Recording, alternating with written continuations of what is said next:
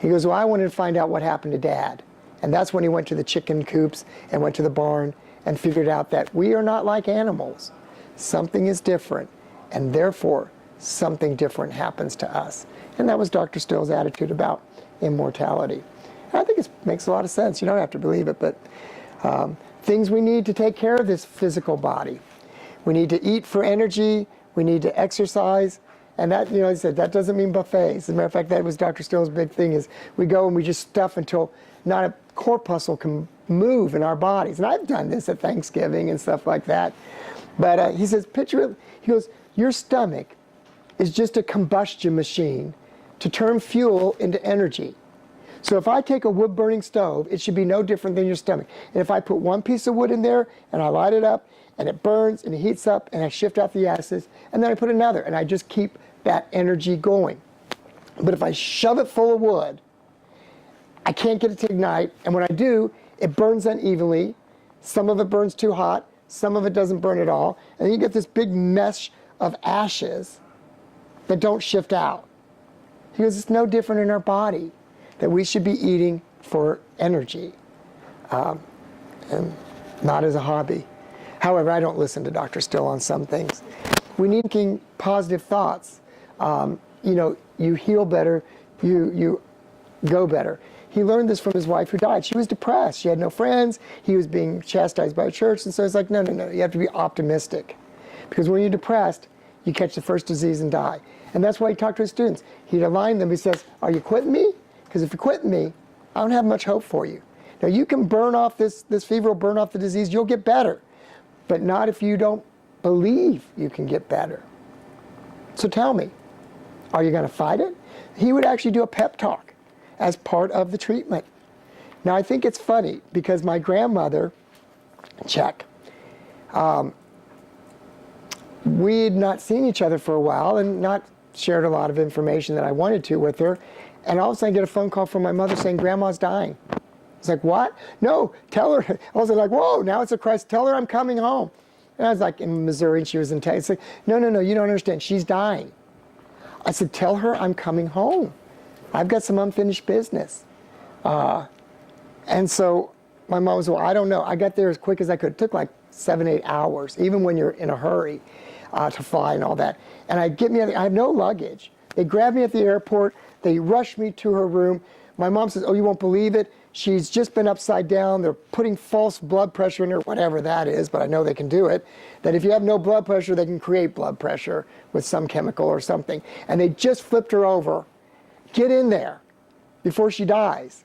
So, of course, I go in there, Grandma, and she's like, I don't know, 83, 84 years old. I said, Grandma, I'm here.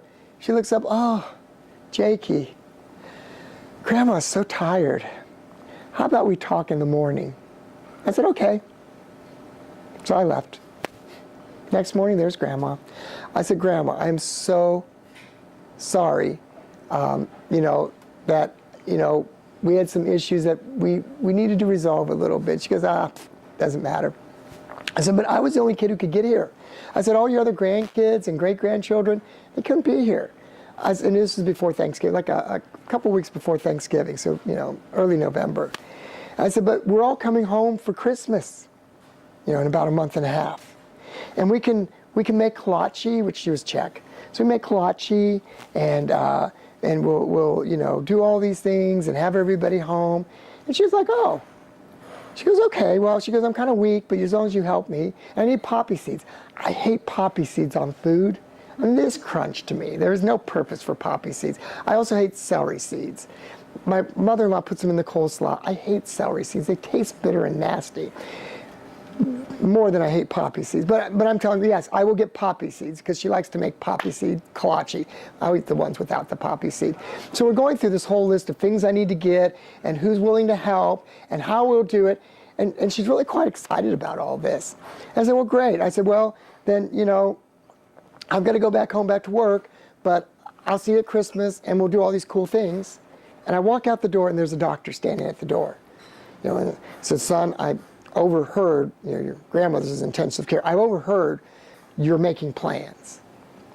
I need to tell you, her heart is shredded.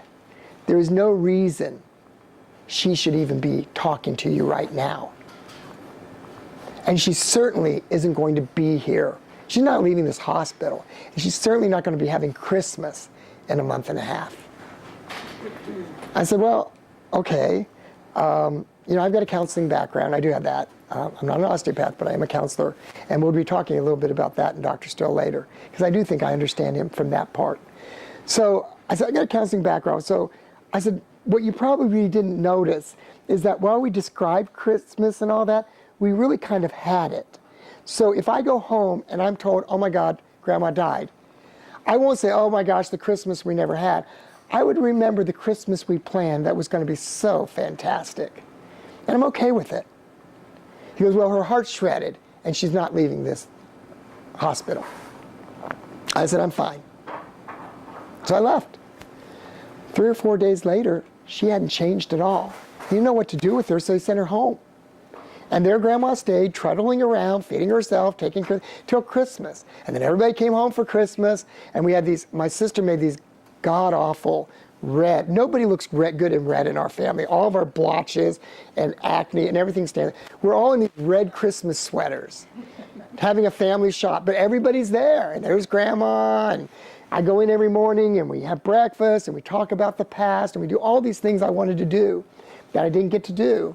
And she gives me her pictures. She was a Depression era woman, and she kept these pictures of herself as a young woman, and she gave them to me. And of course, I'm saying, hey, Mom, look what I got. It's like, my gosh, Grandma never kept anything. Those are her treasures. I said, yeah. And she gave them to you? I said, well, you can have one. I was like, you know, I think my mom felt a little cheated there. So needless to say, it comes to the end, everybody goes home, and it's like the last day, we go in, we're gonna fly out in a half hour, and we're having breakfast. My wife's on one side, I'm on the other side. We just bought our Victorian home, no kids yet, but thinking about kids. She ate everything on her breakfast tray, which she usually didn't do. And I'm holding her hand, and my wife's holding her other hand, and we're talking about, you know, what a great life we're gonna have. And she goes, and children, you're going to have beautiful children. I do have beautiful children. She goes, you're going to have beautiful children. You never know where they get their attributes. She goes, except for A.T. Still. You know where he gets his attributes from, John Still. You never know where they get their attributes. My brother Frank had freckles all over his body.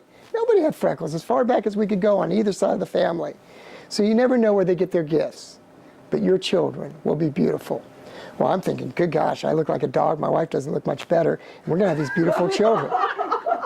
My kids say ugly parents always have good-looking children. I said, well, then it's payback time when you have yours. No, but the bottom line is what my grandmother probably meant was your child could look like a pit bull dog.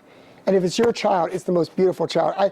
The faces that have been shoved in my face of these beautiful child with noses out to here and cross eyes and, you know, like Dr. Still, deformed heads. It's like, she's just so beautiful. It is true. If it's your child, it doesn't matter what it looks like. It's beautiful. So maybe my grandmother was really, I being young and stupid, was thinking that, my gosh, I'm going to have Hollywood movie stars for kids, which I have to say, my daughter really is a looker, but, and looks like neither like my wife or I, but if you could pull off the best little bit, like my teeth and her color eyes or something, like that, you could create this child, I think. But needless to say, what I realize now is you all love your children, no matter what they look like. And that's pretty shallow if it's based on their physical beauty. And it's nice that they look nice because they get a little extra advantage, they say, as a marketing person. But the bottom line is, you're gonna have beautiful children. So I'm excited about that. And, you know, my wife is kind of excited about it. And we're holding it, and also my grandma's, you know, her hand starts shaking like this.